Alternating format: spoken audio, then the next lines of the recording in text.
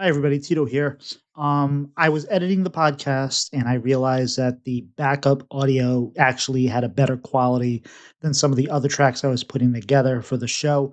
I think the content of the show was more important than getting out the crosstalks and that kind of thing. So there'll be a little bit more crosstalk than normal, but I think it's a really good episode. And I'd rather have you not be distracted by some of the extra crackling and stuff that was in some of the recording. So apologize, but I think it's a really great episode. I hope you enjoy it. Thanks.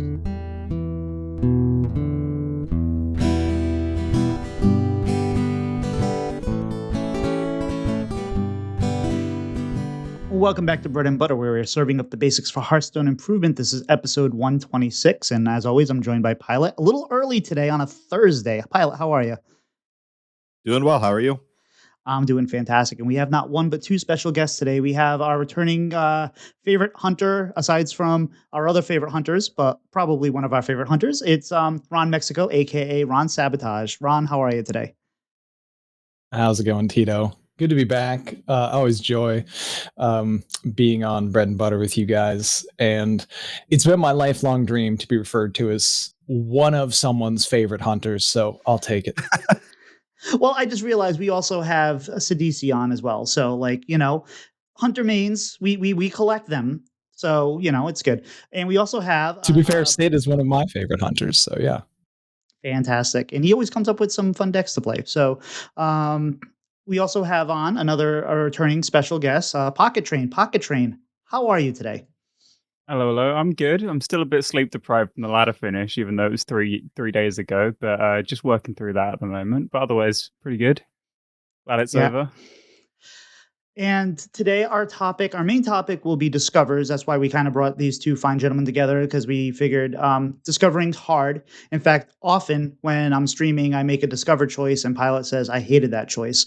So we figured it'd probably be good to really kind of dive into what it is. We'll also be talking about the pre-release brawl and some other things. Pocket, what have you been doing in Hearthstone lately? Well, we had the ladder finish for Masters Tour points and Worlds points, which finished 3 days ago, which I've been eat, sleep, sit at my desk, grind for ladder finish for like the last week. It's been pretty unpleasant. My sleep schedule's a disaster. It's later in the day for me, but I'm probably more tired than the three of you.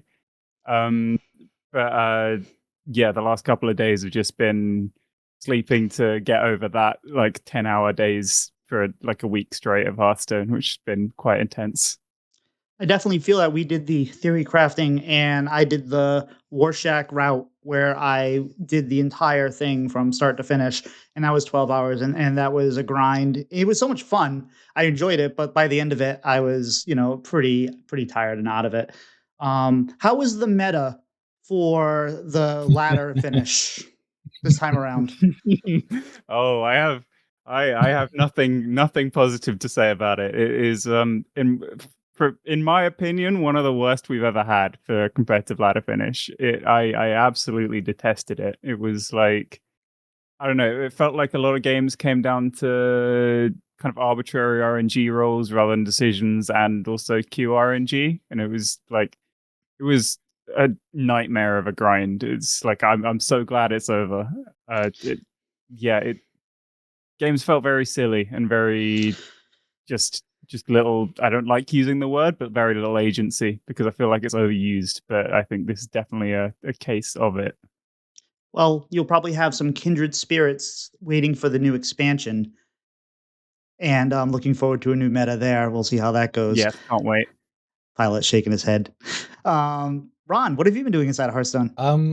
Not quite as intense as Pocket's experience. I also wanted to try to get some points to make it into Masters Tour playoffs instead of just straight up qualifying for the Masters Tour like Pocket does. So I grabbed myself 1 point. Fortunately, I live in the Americas region, which means I basically get to make it to playoffs if I just accumulated grand total of 2 Masters Tour points. So if I just get a top 100 finish again next month, this month, I guess technically now, then that probably gets me in. I had a similar experience, except just very, very toned down because I played significantly less Hearthstone. So, yeah, the meta was one that I am going to be happy to see go. Counting down until the expansion coming out on July 8th. And until then, still just streaming some games, doing some ladder climbing across different servers, and just praying the 8th could somehow get here faster. Are either of you guys participating in the pre-release sprawl? I've done a little bit, more than I usually do, because I just needed a bit of a palate cleanser from standard last month. But the brawl's been quite fun. I haven't actually played since they made the bans, but I was still kind of enjoying it before then. Just a nice, fresh change of pace. I don't know how long I would have enjoyed it if I'd kept at it, but the little I have played, I really enjoyed.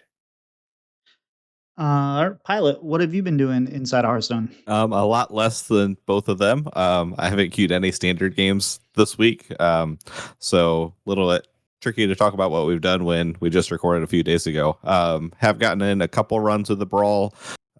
Played 2 runs where I just kind of pieced some of my own decks together, kind of just grabbing, okay, open this legendary, what can I make with this?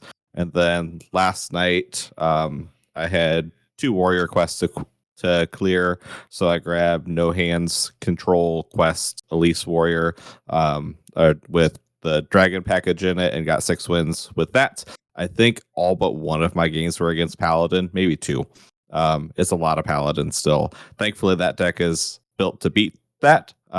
So I think I had one where they overwhelmed me with Murlocs a little bit too early, and I never found Brawl, but it happens. So we'll get back into some of that here probably over the weekend, but not much. Also just waiting for the 8th, or for me, probably the week after, since I'm busy next week. That's fair. And this episode will still release on Monday. So except for the patrons that get this in the early feed, the weekend will have happened, and we'll release it at a normal time. I have also not played a ton. You and I have played duos as we do, but I've just been kind of busy with some other things. I did one pre-release brawl. I played Murloc Paladin. I got my 6 wins, 0 losses, and stepped out and said that was easy.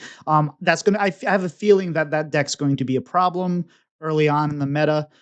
Maybe I'm wrong, but it just feels like easy mode, smooth brain, whatever you want to call it. You just play cards and hit them in the face, and whatever else they seem to be doing is inconsequential. So that's fine. So we'll see. But yeah, I'll plan on playing more of the brawl this weekend. It's a good time.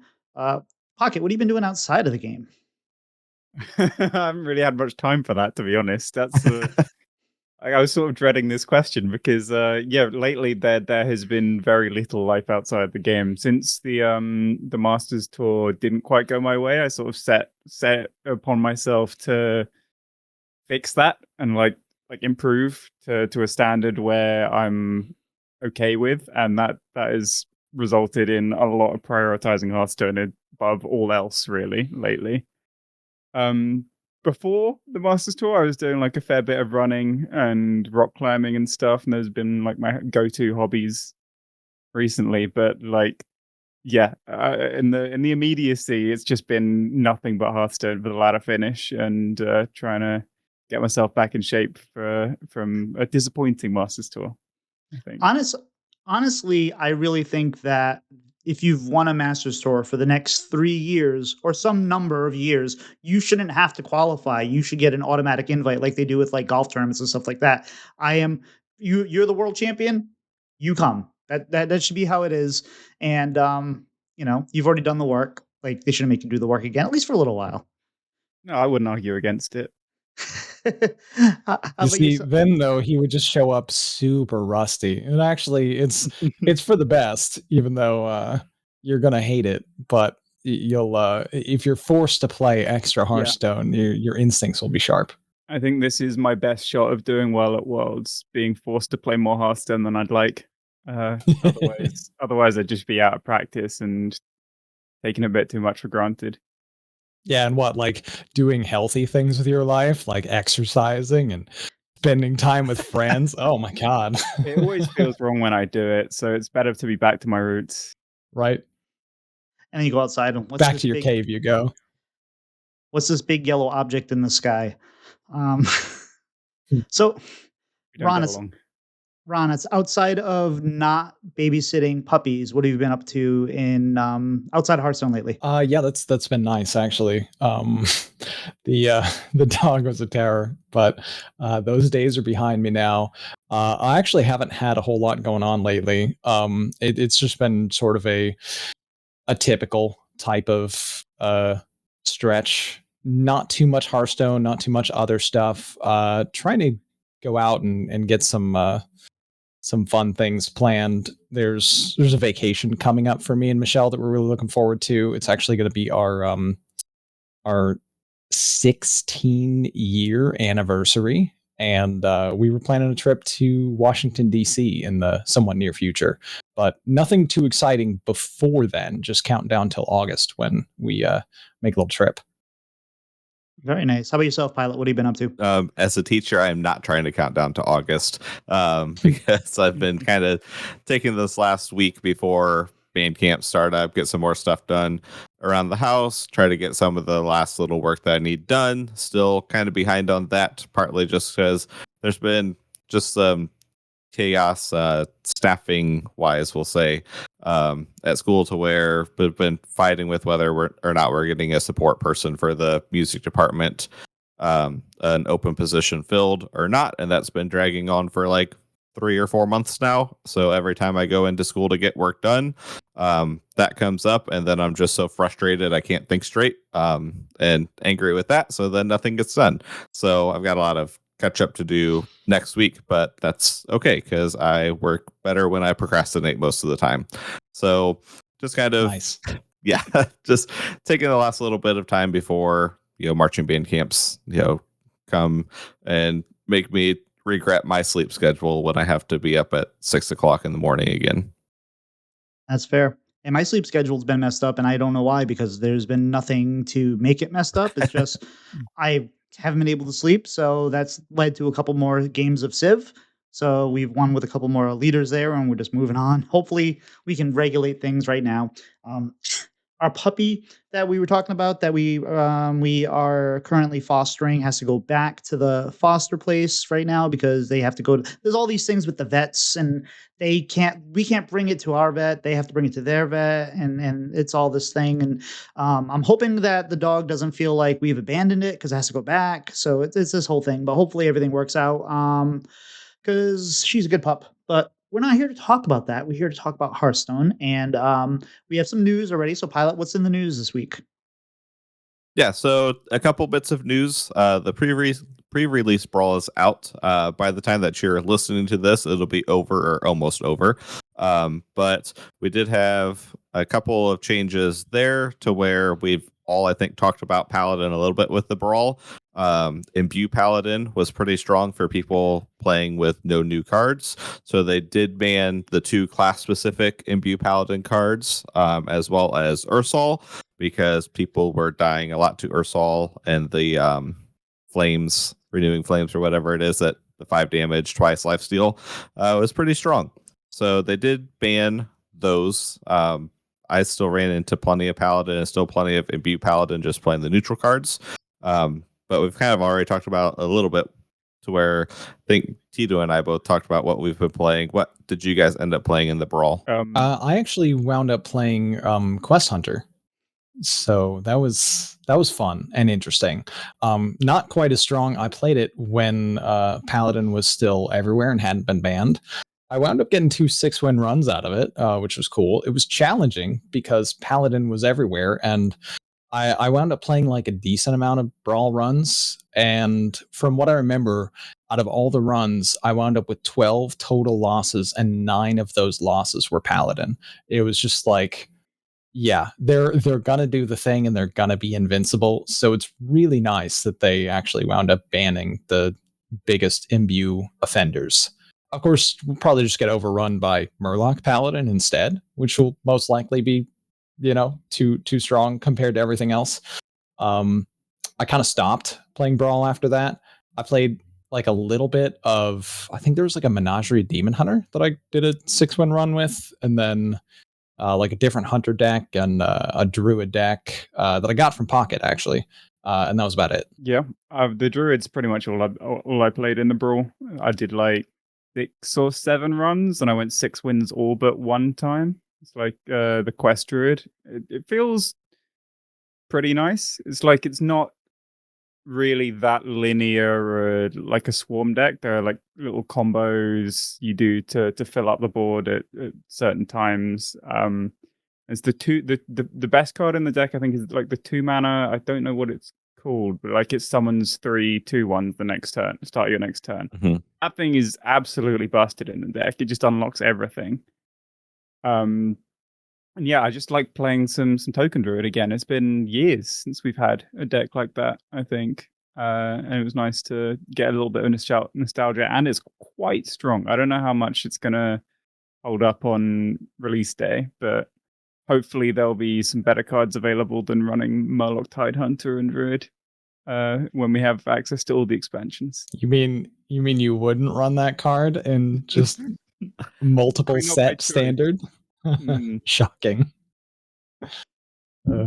So we also had one other bit of news that came with the new patch where they did make some arena reward changes. Not going to go through the whole list, but a basic summary for how they changed it is they did want to push more of that infinite feeling that old arena had. So they took down the amount of gold for the crowd's favor from 2,000 to 1,000, but then put a lot of gold elsewhere in the rewards. So the tiers that guarantee gold, 2, 3, and 4 wins, I believe, all had their gold amounts upped. And then anywhere after that, packs were replaced with gold in the random reward buckets.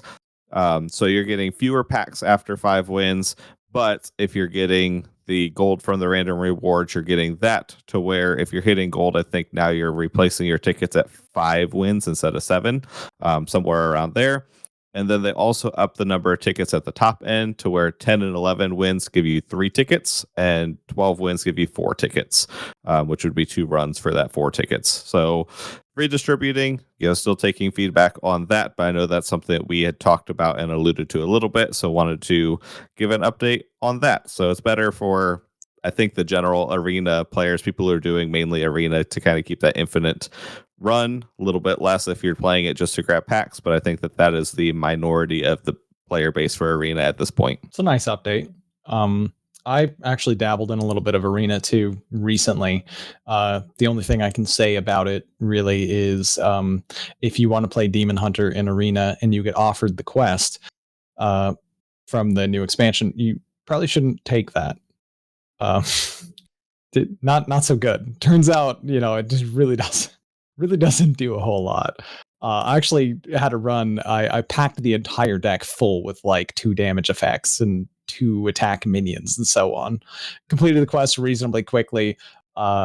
Died even faster. Went like 1 and 3. It was like, oh my god, this is really bad. Right. But yeah, just a word of advice if you want to play DH in arena. Maybe you avoid the quest if they offer it to you. But it feels really good in standard though, so hopefully we'll or at least it felt really good in theory crafting. So hopefully it'll be okay. Not so much in the brawl. Not so You've much got in the none of the support for it because it's all in older sets. So it's like it's terrible in the brawl. I had Primordial Drake in my deck at first because very few things deal too. That was a mistake. That was definitely wrong. But like the whole deck is just a tragedy in the brawl at the moment. Yeah. It might be okay in standard when the expansion launches. Who knows? It'll depend on probably how many things board flood, right? Because you mainly complete with AoE. Yeah. Right. So, Pocket, last time we had you on the show, you pretty much had told us, I think you were retiring from competitive Hearthstone. Yet here you are. What happened? It's all gone wrong, man. I don't know. It's so I have this issue, right, where I have very few transferable skills. So it's like I'm good at Hearthstone, right, and not a whole lot else. But also, I don't know. I watched Worlds last year. I saw friends of mine like McBand to Face, Gamer RVG, Fury Hunter getting to the final as well. I watched them and like I got a bit jealous. And I did like the standard of play at Worlds. Everyone plays badly at Worlds because it's like the most high pressure situation. But like I looked at that with like months and months out of competing myself and went, you know what? I wouldn't feel out of place here. I reckon I could still do it. So when the competitive season next came round, I went, you know what? Whatever. If it's not too much of a grind like it was in 2023, then I'll go for it. And then I made the mistake of getting a rank 1 finish in the first month, which forced me into committing to it because you can't really throw that away. And even though it doesn't require as much of a grind as the previous years, my like obsessive need to guarantee good results makes me grind it like crazy when I like an expensive all else. So yeah, I don't know, man. I feel the need to be the best, and I can't shake that. So that's why I'm back, I guess. But you said you are not streaming anymore. So is that a No. conscious decision to just say I want to focus on the competitiveness, or were you just kind of over Yeah, streaming? it's like I don't want to overcommit to like one thing. It's like if I'm competing, I'm probably not going to be competing next year, no matter what. But it's like I want some level of balance in my life, or at least some level of balance possible. Because I had this habit of like going very all or nothing with stuff, as I've done with the ladder grind over the last month. But and with streaming as well, it's just like the obsession to always improve and grow and everything else. And then when I realized that I don't really want to do the things that you have to do to achieve those things, then I thought, okay, what am I even here for now? Like towards the end of when I was streaming, I was just like clocking in, clocking out. There was no real joy in it. I was just there for the sake of it, just for like a payday. And while that probably works with most jobs, it doesn't quite work when you're trying to entertain people, I think. Yeah, that's fair. So And yeah, I like the concept of, hey, every odd year I'll go win Hearthstone, and then the next year we'll let other people play, and then the year after that I'll come back, I'll win Hearthstone, and then it's a nice little cycle there. Did you brush up on some NBA history? Did you start reading about the early 2000s San Antonio Spurs? They won in 99, they lost in 2000, they won in 2001, they lost in 2002, they won in 2003. It was just, he's like, I'm gonna have I to. like that. Right, I know zero about the NBA. It doesn't really get the same kind of coverage in the UK. But maybe I'll have to do some research now. But I'm astounded. he's doing it the better way. He's not losing. He's just not competing. He's just like, hey, go at it. True. Yeah, Well, the Spurs didn't we'll really have see a how this choice. year They couldn't goes. just drop out of the NBA. We'll see how this year goes. I already had a less than ideal result at the first Masters Tour. Not terrible, but not how I would have liked. Well, so yeah, you had a top 16, right? So Yeah, top 8. top 8. I'm sorry, top 8. Yeah, 16 players made top 8, but top 4 made worlds. So I was one win away from having a really, really cushy, easy year. But I never do things the easy way, it seems. So what went wrong? What it was weird. I went into it a bit complacent because in 2023, every single tournament in that year, I got at least top 4. And top 4 from this one made world. So I was going into it going, oh, this is going to be a breeze. Just get my worst result will still qualify me. But then I did worse than my worst result, which is still, I did above average in the field. But I felt like I let myself down with my play a little bit because I don't know, I didn't have the same drive and desire and need as I did back in the past because I've already achieved it. So this was just a stepping stone. When in the past it was like every single round was kind of breaking new ground for me in tournaments. But now like I've won these things before and it's like the entire goal is just end of the year world championship, and this Masters Tour itself was just a stepping stone. So each round was just like going through the motions, and yeah, the drive wasn't quite there the same way it probably was for other people competing, but which caused me to not quite play as well as I feel like I should have. But now I think the drive is back-ish because like there's a sense of burnout, but there's also a sense of desire to do better than how I did. at that Masters Tour. So hopefully next time, if I qualify, assuming I do qualify, then there'll be better showing. I feel like this whole I just have to mention real quick, by the way, that this is like the quintessential part of Pocket that I really enjoy. Is so many other players would point out at least a little bit about the absolutely horrendous bad luck and draws that he had, but he only focuses on the aspects that he can control, saying like, because there were so many things that went absurdly wrong that if they just went a little bit right, I think he has a really good shot at winning. But instead, he's like, I made this mistake and that mistake, and I wasn't locked in enough, so I didn't get there. And I think that separates Pocket from, some of the other contenders. Because if it were me, I would be fully focused on, I can't believe how unlucky I got. Not once did you hear him mention that. Cycle Rogue with Giants as expensive as mine were on turn 8. Not ideal outcomes. But the thing that's haunted me, there's a 2-1 I should have shadow stepped, and that's been like lingering in the back of my mind every single waking moment since the Masters Tour. It's like one little move, but that can have massive impact on your entire year with the way these tournaments work. Mm-hmm. Ron, you'll probably be the only one to get the reference, but this whole arc of his feels a lot like Rocky 3. I love old references. Yes, give me more. Well, one thing we are here to do is talk about making better decisions, and Discover is one of the things that I think people really take for granted, and I think that the top players make better decisions on what looks to be obvious. And a lot of times you take a card, you're like, "Oh, this is the obvious pick," but you watch, Master Sword stuff like, why did they take that card or why did they play that card? And it's always like we wanted to kind of dive into that a little bit. So, Pilot, why don't you? So you wrote these up, so why don't you take lead here?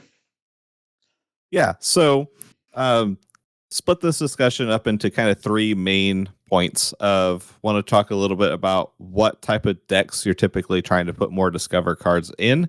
I think a lot of people, especially newer players, once they feel that high of getting a really good Discover or 2, they're like, oh, I want more of these cards in my deck. I was definitely guilty of that when I first started playing. So how many Discover cards are you wanting to put in depending on the deck type? How do you evaluate and decide when to Discover over playing something else, as well as what your best option is? And then how does the game state affect those decisions? So I feel like a lot of times, and for this discussion, especially for what type of decks, I am leaving out decks that are built specifically around Discover synergy. So like Discover Hunter and the new Quest Mage, those say Discover in their win condition, basically. So you're putting as many good Discover cards as you pretty much can in those decks. So I'm kind of taking those out of the equation for how many do you want to run. It's obvious in the Quest Mage you want a lot of Discovers because you need to get to 8. So kind of just to set up the conversation. But a lot of times we see them in slower decks, or we have a few cards that just create really good flexibility or tempo swings. I think the Dark Gift Discovers are good examples of that, to where Creature of Madness is in a bunch of decks just because it creates a really good turn 3 play. Pocket, how many Discovers are you typically trying to put in a deck, depending on what the deck type is? Yeah, it's hard to put an exact number on stuff. Like most decks, so let's say your deck is more like a tempo deck that doesn't have very flexible mana cheat. If you've got a deck like that, you're probably limiting that to like 1 or 2 max, maybe 0. It's like an aggressive deck that just wants to curve out efficiently, because Discovers usually you have to pay a little bit of a mana cost. So if it's more aggressive, then close to 0. But then you've got stuff like Rogue in current standard. You've got cards like Shadow Step, Preparation. Like they can convert your slightly inefficient mana-wise Discover effects into good tempo by cheating them out with prep. So you can afford to fill your deck with a lot more Discovers in stuff like Rogue. Like you might want to play like 5 or 6 maybe. You've got Lucky Comet, which is it's a very fine-tuned Discover. There are only 5 options, I think, right now, which are mostly pretty good, but you can guarantee typical good one with Buccaneer, I think is on average top one. Yeah, you can prep that out so it's not really costing 2 mana, and then you've got the Dark Gift guy. I've forgotten what it's called already. The 2-drop in the Creature Rogue Madness? as well. Yeah, Creature of Madness. Which, like, Rogue is a class that really benefits from flexibility, which is what Discovers offer, partly due to those efficient mechanics like prep, and you've got Scoundrel as well to cheat stuff out. And then the other reason I think you'd want to play Discovers is in stuff like Protoss Mage, when you've got a few good cards that you just want as many copies of as possible. Like, you can only run 2 copies of each Protoss spell, right? But then Mage packs its deck with Primordial Glyph, Tide Pools, the Location, Hataru, just to get multiple copies of those good cards that you're capped at putting in your deck. And Mage also has tools like Blizzard, and they run Bob to stall out the game, which allows them more time to spend the mana on these clunky Discover cards, which other classes don't quite have access to. So I think, yeah, pack your deck with stuff like that when you want multiple copies of a card that you're already playing in your deck, but you can only run 2.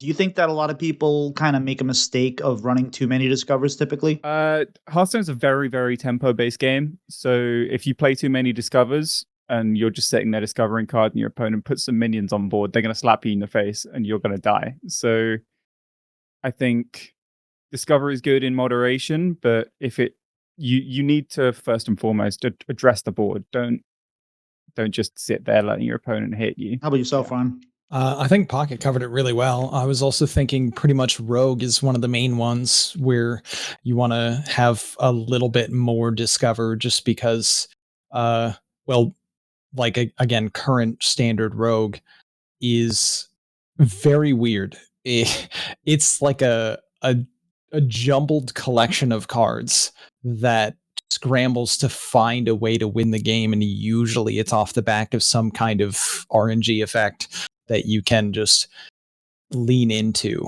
depending on what your draw was and how you can pivot your game plan to what the game situation is demanding.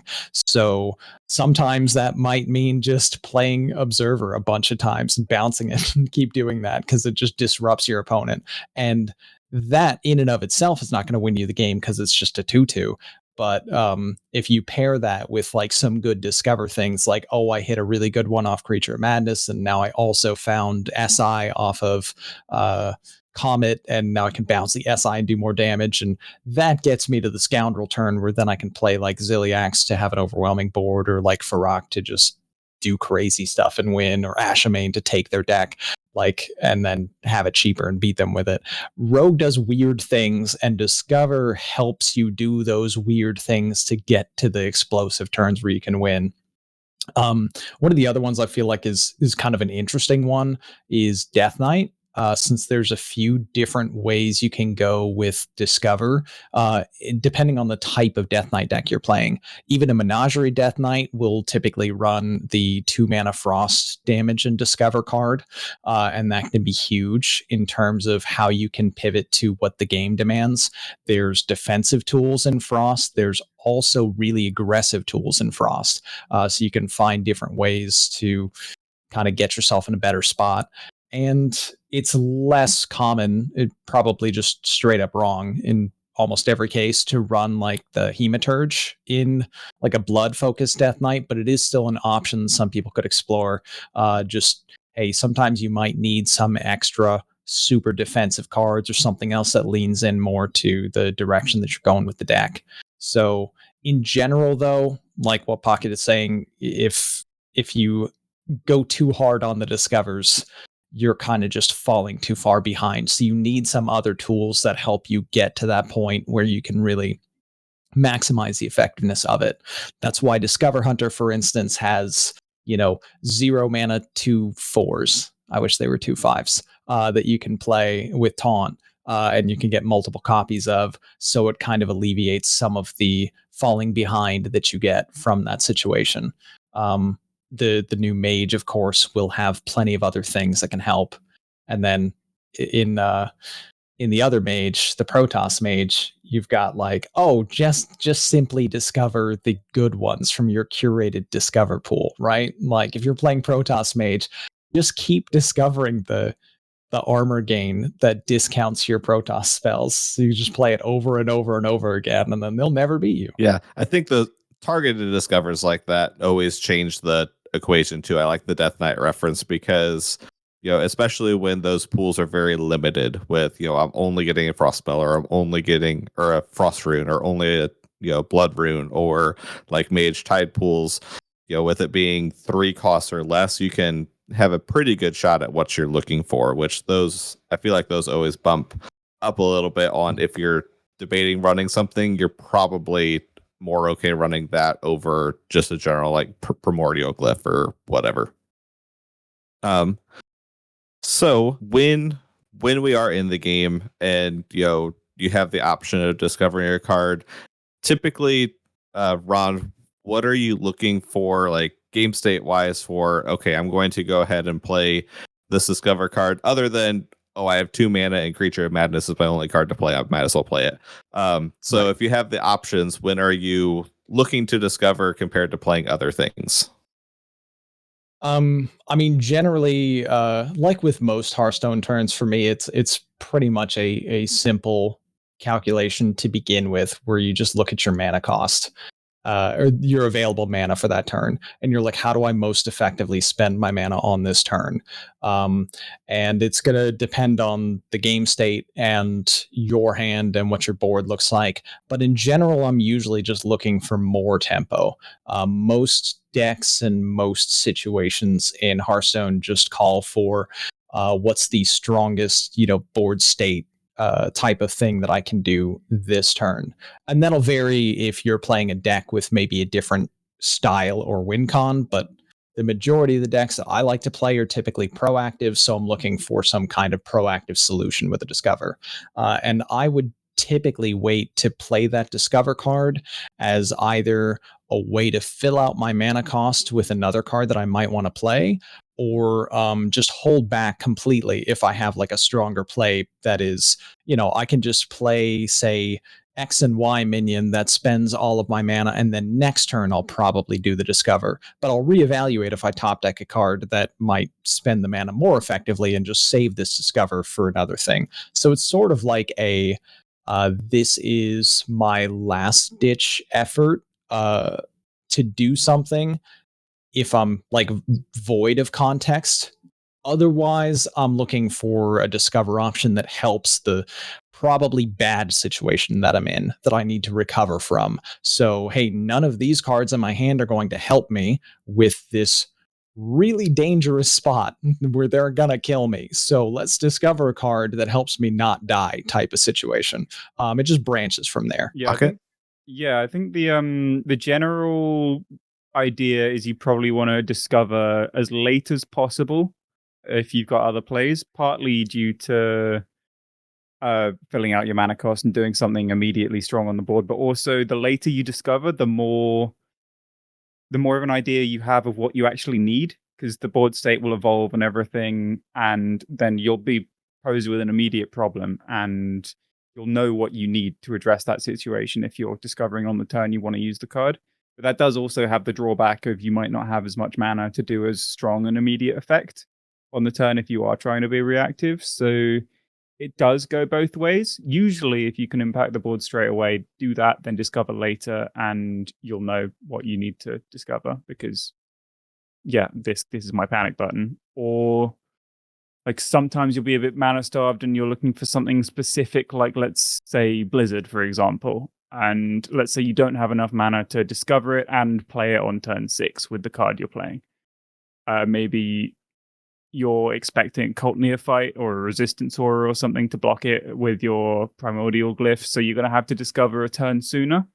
And if it's something very, very specific, is like an only out, then you want to do that earlier to prioritize that over other things. But generally, discovering later will just increase your options, and more options is generally a good thing in Hearthstone. It's like there's a couple mistakes that probably most people make based on what you guys are saying is don't a lot of times unless it's your most efficient mana play and you don't have a better play, people still play the discover cards, but they don't have necessarily the situation to react to. So like it's not they're playing it to just find something next to play rather than saving it for like, hey, how can I use this to recover the board or handle a situation that is happening? Or if you know the meta, and you know, like you're saying, maybe they're going to play a resistance aura or a cult neophyte or whatever like that. I know I'm going to need a blizzard, and I know I can't do it next turn when I'm going to need it. So I'll discover now to see if I can find that or something else to handle that because now is a time versus when I can't do it next turn. Right? Does that kind of? Yeah. Hmm?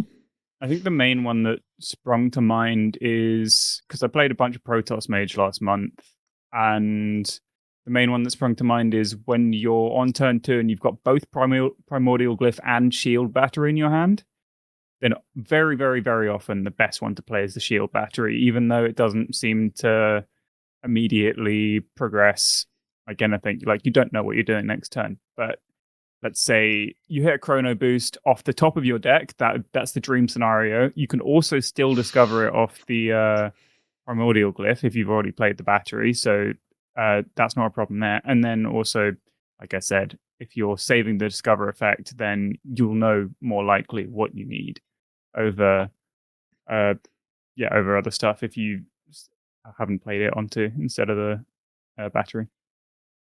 And to go along with what you were saying, Primordial Pilot. Cliff is the one that came to mind for me also. I feel like that's the one that people play too early, too often. Yeah. Well, and to go along with what you were saying, Pilot, a lot of times, or what everyone was saying, is a lot of times, like I'll play a discover early, and then I'll like instead of maybe if I think I have a play next turn, I'll take a really greedy card that's like that a turn 8 or 9 card, and that's probably always a mistake, right? Just to hey, this might help me down the road, but like that's not going to immediately help me in the next few turns. So it's probably almost always better to get something that's going to be tempo based or handle the situation now versus something later. I know I definitely am prone to that because I'm greedy. Understandable. Yeah, lots of Hearthstone players are very greedy. But I it's not always like it's a terrible decision. It again, it's very much like context based with like what your hand looks like, what the matchup is, the deck that you're playing, the game state, and what plays you might have for the foreseeable future, and what your deck looks like, and what your likely draws will be for the foreseeable future. Because you could play a discover card on 3 and pick a 9 mana option that happens to be absolutely the best pick, and you know that like your draws are going to be good enough that you'll be able to fill out the rest of your curve until that turn 9 explosive play. And then there's a totally different situation where like your whole hand is expensive and it's like, hey, there's a 4 mana one. It's turn 3. Pick the 4 mana one. Don't pick the 9 mana one. You can't do anything on turn 4. Don't be crazy. So like it just varies. That reminds me of a very common spot as well with Owl Druid back when that was a bit more popular. When you were playing Owl Druid against something like Blood Death Knight, you're not expecting them to put a lot of pressure on. So when you play your toy chest with spell damage and you got 2 options, just typically you want to pick something that's good tempo in most matchups. But against specifically something like Blood Death Knight or a super heavy control deck like that where you need loads of damage, just picking double Alonius would always be just priority number 1. So like let's say you've got a super clunky mess of a hand and you've been offered like double Ethereal Oracle instead. You would often just pass that up in favor of double Alonius in that matchup just because you're going to get to the late game and you're probably going to need that extra damage, and also for the super late game plays around the possibility of one of your elves getting dirty ratted and stuff like that. But that's only in super heavy control matchups that you do want to prepare that much for the late game because you know that you're going to live that long. Do you guys feel like that making proper discovers obviously it's a pretty important part of the game, but do you think that's where a lot of maybe like mid-tier players or even high level players make mistakes where that's like that really sets the difference between a good player and a great player? It's a big deal. Yeah, I think discover is one of the more skill testing mechanics in the game because it's yeah, it just requires you to think a few steps ahead, which is not so easy because a lot of the time your discover isn't going to really be applicable for your immediate board state. So yeah, I think that is definitely a big separator. I would agree with that for sure. It's not something that is like dramatically impactful, I think, in terms of how a lot of games play out, because there's not that high of a concentration of discover in the best decks. So like there's going to be a lot of different room for skill testing in other things. But when you have those crucial like discover moments, I think it is extremely sometimes challenging in skill testing and will be the difference maker in the game, someone who made the correct choice versus someone who made the incorrect choice as far as how the outcome is going to play out. So it's definitely a huge aspect. I think it's definitely like with like someone like me, I think forget the fact that if I have maybe 4 discovers in my deck, that my other 26 cards are the cards that my deck is built around, and those are the strong those are the strong plays, those are the right plays where it's very easy to let a interesting discover or a discover that may look good now or something like that be the right decision at the time, where it's like, no, you got to remember what your deck is here, what's to do. It's easy to get off that path. Mm-hmm. Fair. Yeah. So, what do you use to evaluate, taking an okay card that does something either this turn or next compared to grabbing something that you think will have good value later? What kind of things are you using to evaluate the game state for those decisions, Pocket? It's usually very matchup dependent. So I would generally separate that into facing 2 different types of decks. So let's use Protoss Mage for an example. If you're playing against something fairly aggressive like a rogue or a paladin, a lot of the time you're going to want to just you're going into it with the plan that I need removal. I need to find stall removal, like blizzards are good, Protoss cards are always good, things like that. And then yeah, Protoss cards default good every matchup for Mage at least. And then you've got the much greedier matchups like Warrior and Blood Death Knight, where your discover options can afford to be a lot more expensive and clunky and plan for a super late game scenario. Like you can choose Shaladrasil to get 1 extra bounce for your Colossus, because you're probably going to need that extra damage against these decks that gain a lot of health, when that's completely unplayable in the faster tempo matchups. And there's Champions of Azeroth. Look for a Bran for extra damage with your Colossal. There's me, Pocket Dimension, which is pretty good in some scenarios, just to give yourself more rerolls. But these are typically cards that you will never choose when your opponent is playing a aggressive tempo-based deck. And in those situations, you want to get cheap, efficient removal and stuff like shield batteries and blizzards to just stall towards your late game rather than just choosing late game in itself. Ron? Yeah, Pocket gave my favorite answer and expanded on it. It depends. And it very much just will change. I think that's a great point to say that a lot of times it is just matchup dependent, because when it comes to evaluating your discovers, you need to have a good understanding of the situation that you're in and the role that your deck is playing in this particular game. And especially assessing to where you're at in the game at the moment, because sometimes you might be like the more control style deck, but it just so happened that the context of the game has shifted, and maybe your opponent had a poor draw or something, but they have a certain like turn coming up that could completely swing the game. Like, as an example, let's say you're in that Protoss Mage situation and you know that your rogue opponent is going to be playing the Fire Dragon like very soon. And you have an opportunity to close out the game now if you can discover some damage. So like the priority might be you shift your game plan and you're like, okay, well, I'm no longer actually looking for specifically like the control tools and the stall tools right now, because the situation is such that I'm going to need to actually look for, if I can get a little bit of chip damage right now, I might be able to set up like a 2-turn lethal or something that the dragon won't save them from, something like that. So it is always changing. The state of the game and the way that things play out can often just like flip on its head sometimes from turn to turn. And that is one of the things that I find the most fun about Discover specifically as a mechanic, is what I would have discovered on turn 6 has now dramatically changed to what I'm looking to discover on turn 7, just because of the thing that just happened. So like that kind of stuff is really cool. And it's just like, you need a good understanding of the game state, the matchup, and everything else that's going on in order to determine what's actually the right choice. And it's really difficult. And we usually screw up quite a lot. I'm guilty of getting it wrong so many times. And I look forward to getting it wrong very more times in the future.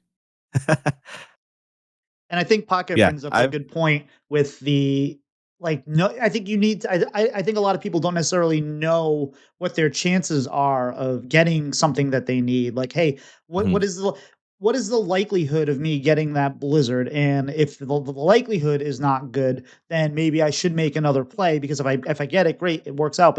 But if there's a good chance I'm not going to get it, then I maybe need to be a little more aggressive, get minions on board, so that way I can try to, make trades and stuff like that, and reduce the damage more than the hope of like that long shot of making it happen. So I think a lot of us don't necessarily know.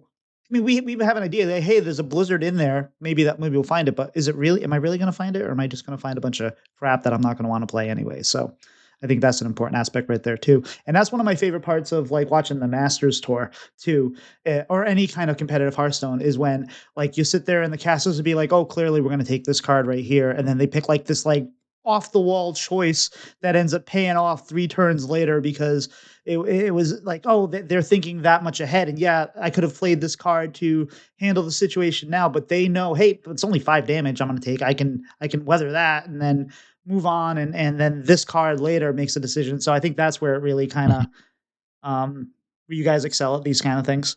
Yeah, that's pretty cool. And we talked a little bit about like curated discover pools. So knowing the percentages of things to a certain extent is helpful, and to a certain extent is completely not. Like if you don't have a curated pool, I don't know. Pocket, could you tell me the percentage likelihood that you'll I hit a know blizzard off a primordial glyph? Like, I know I Lucky doubt Comet that. and I know Grifter, and that's it. Yeah, yeah. Yeah. So like, hey, look, if I need 6 damage and I'm holding Lucky Comet, I know that I have a 3 in 5 chance of getting SI and winning the game, right? To push that 6 damage. If if I have a primordial glyph or a creature of madness, and I need like maybe some charge damage minion off creature of madness, there is no way that I can tell you the likelihood. And I mean, dark gifts are like a limited amount. So that's actually like an easier percentage. I still can't tell you that, and I will never remember it.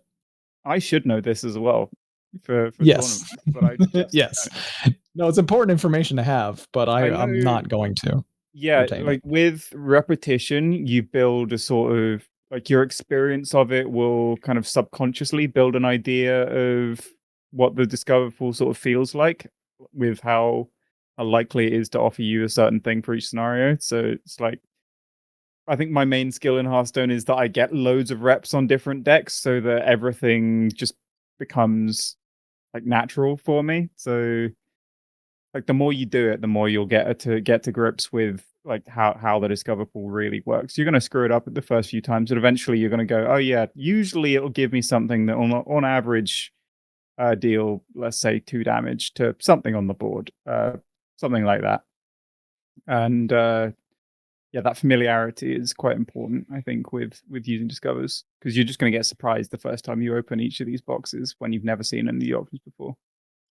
How much does the equation change when you're doing like a targeted discover, like say Xavius or something, where it's coming like you like I know I'm getting something out of my deck. I know I have like Yeah. these decisions. Like how does that play into all this? That's an interesting one. Like Xavius is like the main thing where I find slightly interesting decisions with Xavius is with Murmur Shaman, which I kind of detest the deck, but I also I've had to play it a lot recently, so yeah, I've got a bit more familiar with the intricacies of it. One of the main um dynamics is like Xavius or bird watching for stuff. And one thing that came up quite interesting recently, it might be a little bit of a tangent, but a lot of the time your Murmur turn is like people try and block it with explosive runes, either off Observer or Farak or just discovered somehow. And you can actually get round that with specifically drawing Murmur with bird watching rather than Xavius. So if you're ever given the option with the two, you usually try and get that with the bird watching. And yeah, I don't know what else to say with Xavius apart from that. Usually it's just like in a starship deck, you pick the starship if it's got reborn or summon a copy because that's nuts. But otherwise, just take a good tempo play for the next turn if you don't have one already. Or if you have one for the next turn, take a good tempo play for the turn after that. Usually you want to count your next few turns. Usually with like Starship Death Knight is the one that it most crops up in. Like maybe you've got an Ancient of Yore, maybe you've got a Defense Crystal ready for turn 5, so you're going to need a turn 6 play. So whatever fills out your curve based on your current hand for that, I think is usually what you're going for. If none of the super premium options like copies of starships are offered. Yeah, and then there's some obvious ones too with Xavius, like let's say you're playing Ballhog Demon Hunter and you didn't draw your Ballhog by turn 4, but you're holding Xavius. There's always a Ballhog in the Xavius. It doesn't matter what the Dark Gift options are. If one of them says Ballhog on it, you're probably taking that one if you don't have Ballhog in your hand.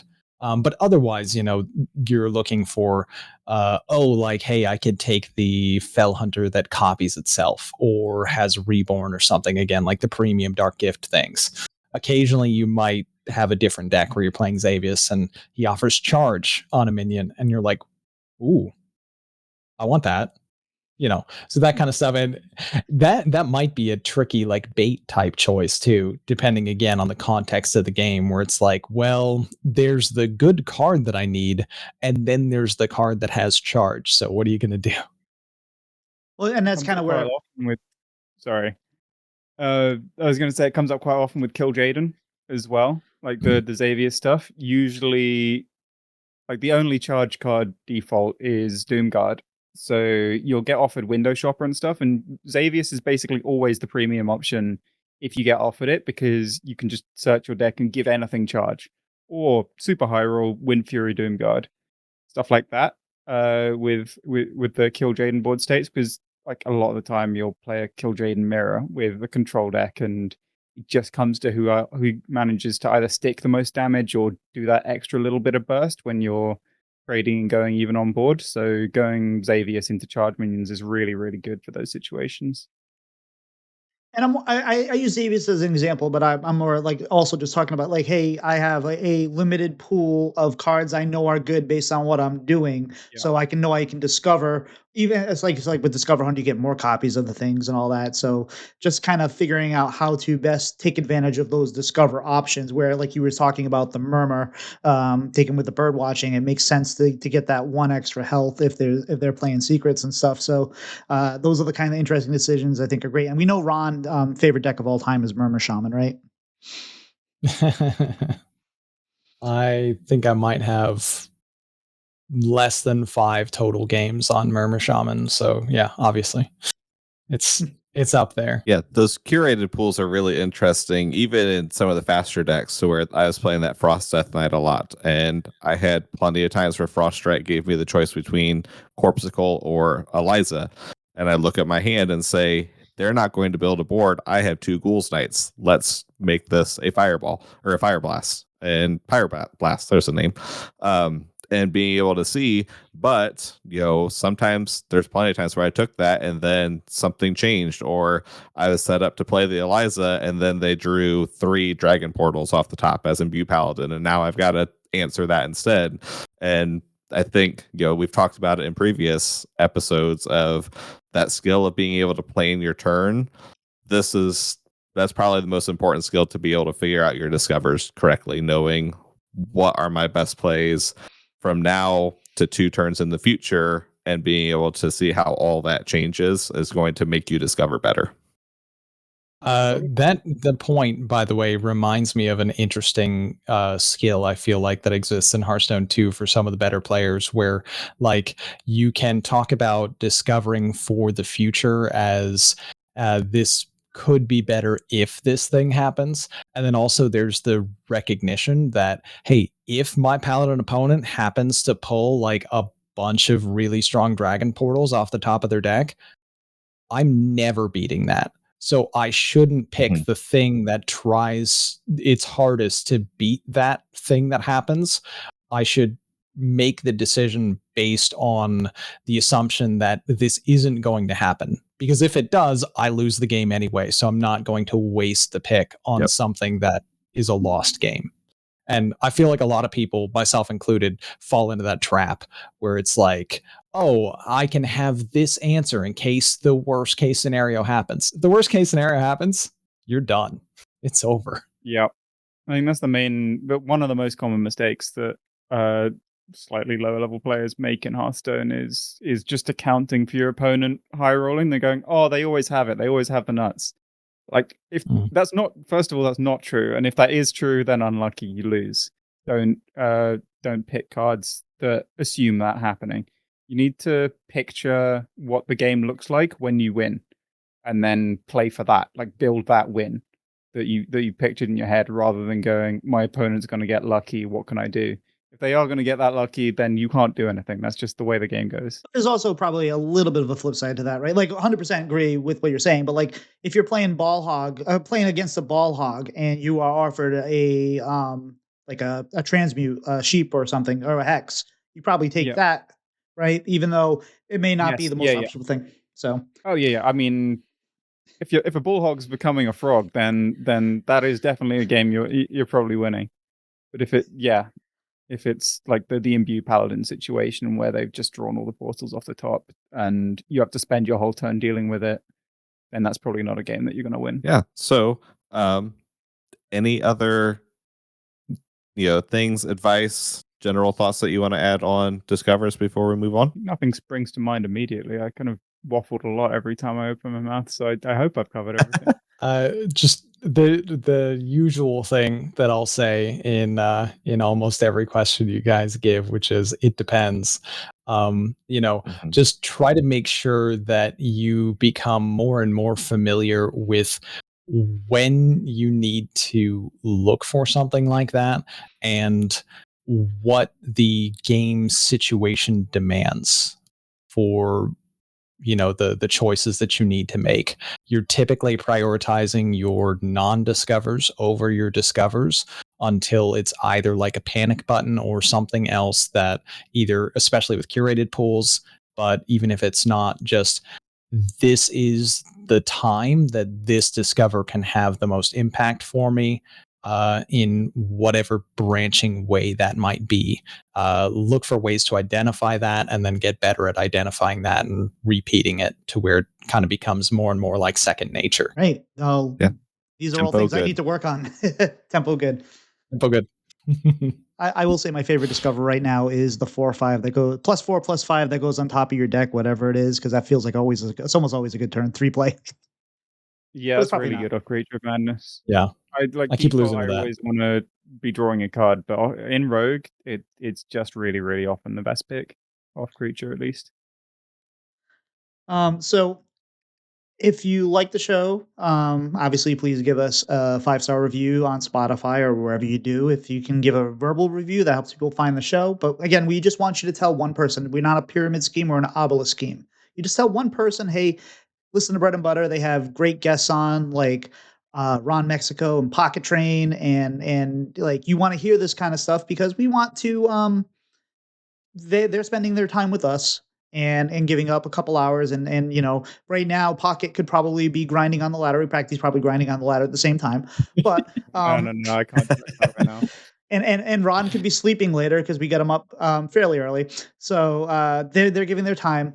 We also have a Patreon, and that's to hopefully just cover some costs. And also, we would love to be able to give the opportunity if someone comes on the show to maybe buy Pocket some fish and chips or something nominal, but bangers and mashed or whatever. So that's at bread It's on and post. Yes, yes. Although we won't go to Lorenda for advice because he seems to not like food with flavor or anything. And he doesn't like options. We learned that. Like, don't make him make a decision because he doesn't want to make the decision. He does not like to He hates discover. Discover, yeah. He hates Discover, especially when it comes to food. But that Patreon is at bread and butter HS. The not and just the letter N because bread and butter is kind of a common phrase. Final question for you guys. Not that we interviewed you guys today, but final question. Do you have a favorite Discover card of all time? Oh, I did, and I can't remember it. Well, yours is Pocket Dimension, right? Oh yeah, for sure. That card. I love that card. Hey, it's actually going to be playable in the next Yeah, it actually expansion, will be right? playable for once. But when they Yeah. printed that, man, I looked at it and went, I've probably got the weakest Worlds card anyone's ever had. But it might be playable next expansion, so that's something. Exciting. It'll become my favorite. I'll say that. I do have an answer to this because the hero power is a Discover, so that would be Deathstalker Rexar. Just he's kind of always been one of my favorite cards ever. It is like fully ridiculously unplayable now, just the way that the power level has kind of changed.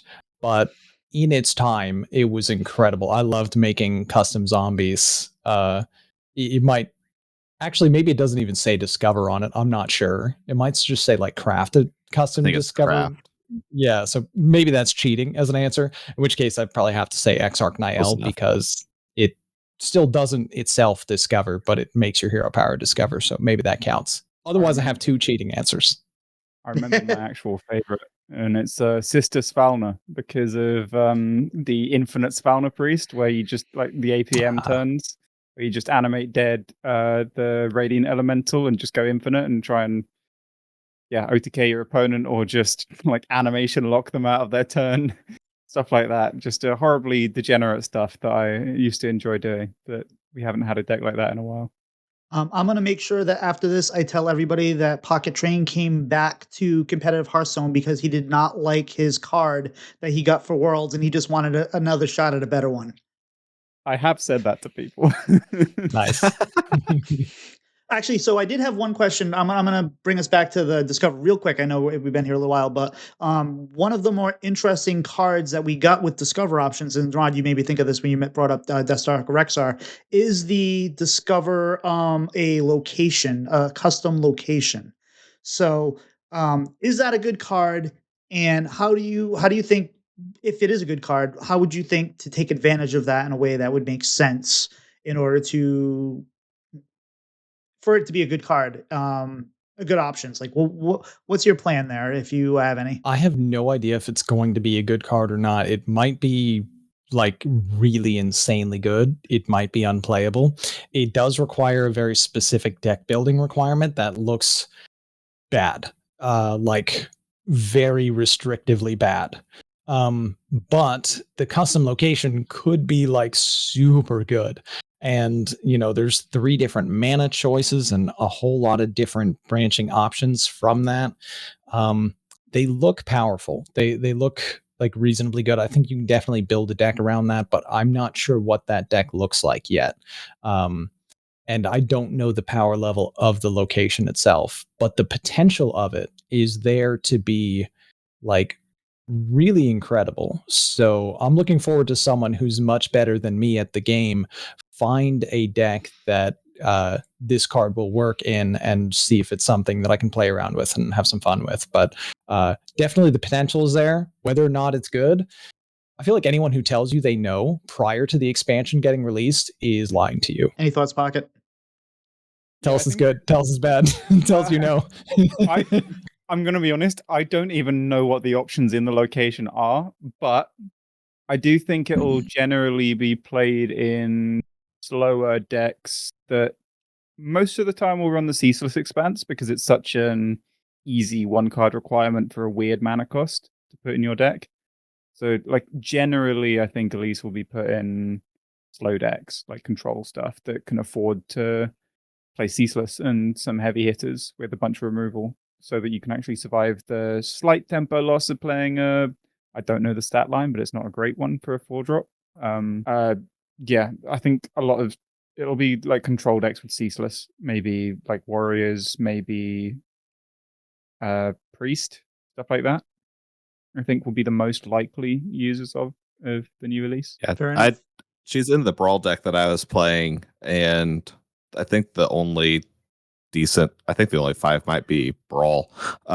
So I did a lot of times on turn 5, Elise in a 1-cost location, and I think that might be one of the more common use cases if it's good enough in Standard. The 1-cost location is probably the best one to do because you're still getting a decent effect for just 1 cost instead of only upping the numbers by 1 or 2 and paying 5 for it. So I think generally taking the 1 cost is probably going to be okay. But taking the 10 cost is probably the most fun, right? That's the Of one course. that everyone's gonna all the Twitch chatters are gonna suggest every time 10, and 1 is usually the best in these situations, like with Incendius and Kazakus and stuff in the past. Yeah, and that's been the case. It's an interesting difference from Ignis, where frequently like the 5 felt like one of the better ones to take off of Ignis because you could just go like 4 into 5 or something. Yep. You know, with Elise, you probably would less want to go 4 into 5, like Pilot's talking about, where the increase is pretty minimal. The 1 could be great. A lot of times the 10 was amazing off of Ignis, and that's what you needed to do because you were playing a really slow deck that just wanted, the mega stats on the weapon. But yeah, with Elise, I could see it just being like, I don't know if I can afford to spend this much on a location. So maybe it's just the 1. We might be seeing some. I think it's Scrapbooking Student is the copy a location card. We might see that Yep. make Yes. a return. That is still in the game, right? Yes. I believe so, yeah. Okay. Yeah, like Location Warlock was a good and fun deck before Giant nerf. So maybe that kind of deck will make a comeback with Elise. But yeah, time will tell. So, Pocket, since you are no longer streaming, where can people find you on the socials if they want to follow you? Well, I've got. I mean, it's just Twitter or X or whatever you want to call it. That dreaded website now. It's just Pocket_train on there, and then you'll probably find me in any Twitch chat you ever go in as well. But the Twitter's the only one I really use. Ron, how about yourself? Also Twitter at Ron_HS, and then you can find me streaming on Twitch Monday through Friday at 7 p.m. Eastern at Ron Mexico HS. And you can often find PocketTrain there. Like he said, I've seen him there plenty of times. Pilot, where can people find you? You can find me on Twitter, Pilot712, PYLET, and you can also find me in a few different Hearthstone Discords. Tito? And you can find me on Tito Santana HS on Twitter, Twitch, YouTube, TikTok, wherever. If I'm not there and you want me there, let me know. I'm on Blue Sky, but I don't use it that much. Pocket, you got anything you'd like to promote or anybody you'd like to shout out this week? Not really, man. Not really. New expansion coming. I'm a bit jaded and bitter after the old meta, so I'm just getting through the grumpy patch at the moment. So nothing to shout about at the moment. Ron, how about yourself? Hashtag bring back hat. Yes. Yep. Yeah, for those that don't know, Ridiculous Hat wasn't fired. He just didn't have his contract renewed. We're all pissed off about it. I've never seen the Hearthstone community come together so positively about anything. And if there's one thing that has done it, has been Hat. So make sure that you just say hi and that you want him back. So hopefully the masses can actually have it would just be amazing if one time, because normally what happens is Blizzard does something, it's wrong, and then like 6 months later or 6 weeks later, they fix it, like the Roy's track, like Arena, like whatever. Hat's one of these things too, hopefully, but hopefully they just start getting things right the first time. Once in a while, that'd be nice. Like, and we didn't even dive into Crush. We talked about that last week. So yeah. Anyway, Pilot, you got anything you like to shout out or promote this week? Yeah, just echo what Ron said and what has been said about Hat, and then shout out to my cats for almost leaving me alone for an entire episode. Yeah, and I definitely want to thank Pocket and Ron for coming on today. It's definitely a weird time. Normally, we have to get Ron on Saturday nights, so it was nice to have him come on early. This was a lot of fun, and also, Ron, you did that whole THL. You were part of the whole THL thing this week that raised money for trans charity. So that was awesomely done. You think you raised $2,000+ Last I checked, it was at $2,400 raised for Trans Lifeline. So something we're all really proud of. We've been doing Pride month streams, like 24-hour streams, for multiple years now. Pocket's been on one of them in a previous year too, back in his streaming days. Mine was a disaster though. My internet cut out a minute in. Yeah, that is true. It didn't the internet wasn't cooperating, but all of the events have been a real success. The previous ones have been dedicated to the Trevor Project, and then this year we branched out to Trans Lifeline, and we're hoping to do more next year too. So we'll see how it goes. But really, really proud of that and what the community has accomplished again. So thank you for mentioning that. It was a great time. And I think that's it, guys. I think we're toast. We'll see you. See ya. Thank you very much.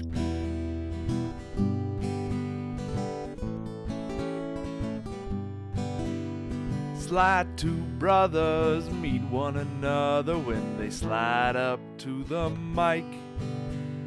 It's bread and butter with one another. Let's start up that recording light.